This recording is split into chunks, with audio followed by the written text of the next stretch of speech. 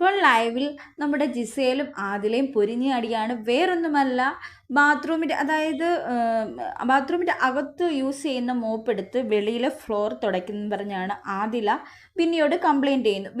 ബിന്നി വന്ന് പറഞ്ഞു ജിസേലിനോട് അതങ്ങനെ ചെയ്യരുത്, അതൊരു വൃത്തിയില്ലാത്ത രീതിയിലാണ്.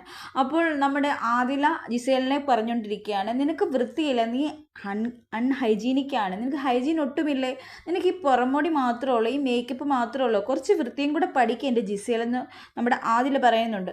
അപ്പോൾ ജിസേൽ പറയുന്നുണ്ട്, നിങ്ങൾ എന്തിനാണ് എൻ്റെ കാര്യത്തിൽ ഇടപെടുന്നത്, നിങ്ങൾക്ക് ഇത് പറയേണ്ട ഒരാവശ്യമില്ല, ഹൗസിലെ ക്യാപ്റ്റൻ എന്നോട് പറഞ്ഞിട്ടുണ്ട്, പിന്നെ കക്കൂസ് ടീമിലെ ക്യാപ്റ്റനും എന്നോട് പറഞ്ഞു, നിങ്ങൾ എന്തിനാണ് എന്നെ ഇങ്ങനെ ബുള്ളിങ് ചെയ്തുകൊണ്ടിരിക്കുന്നത്, നിങ്ങൾ എന്തിനാണ് തുടർന്ന് ഇങ്ങനെ പറഞ്ഞുകൊണ്ടിരിക്കുന്നത്. അപ്പോൾ ആദില പറഞ്ഞു, എടി ഞങ്ങൾ ഇവിടുത്തെ ആളാണ്, നീ ഇങ്ങനെ കാണിക്കുമ്പോൾ ഞങ്ങളൊരു ഹ്യൂമൻ അല്ല, ഞങ്ങൾക്കത് പറയണ്ടേന്ന് നമ്മുടെ ആദില പറയുന്നു. അപ്പോൾ ജിസേലിനെ അവർ ചൊറിഞ്ഞുകൊണ്ടിരിക്കുകയാണെന്ന് പറയാൻ പറ്റും. കാരണം ഒന്ന് പറഞ്ഞ് അത് ജിസേലിന് മനസ്സിലായി.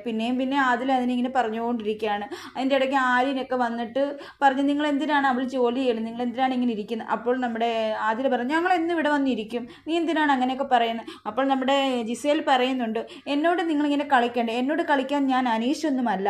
അപ്പോൾ ആദില പറയുന്നുണ്ട്, നിന്നെ കളിപ്പിക്കുന്ന വേറെ ആരൊക്കെയാണ്, അത് ഞങ്ങൾക്കറിയാം, പിന്നെ അനീഷേട്ടനായിട്ട് ഞങ്ങൾ പാച്ചപ്പൊക്കെ ആയി, പുള്ളി എന്തിനാണ് ഇതിനകത്ത് നീ വലിച്ചഴിക്കുന്നത്.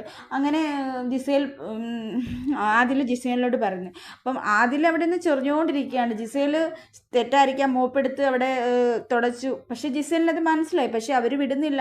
കൂടുതലും ആദിലാണ് പറയുന്നത്. നൂറ അവിടെ മിണ്ടാതിരിക്കുകയാണ്. പക്ഷേ ജിസേലിൻ്റെ സമനില തെറ്റി പുള്ളിക്കാരി ഏതോട്ടൊക്കെ പറഞ്ഞുകൊണ്ടിരിപ്പിക്കുന്നുണ്ട്.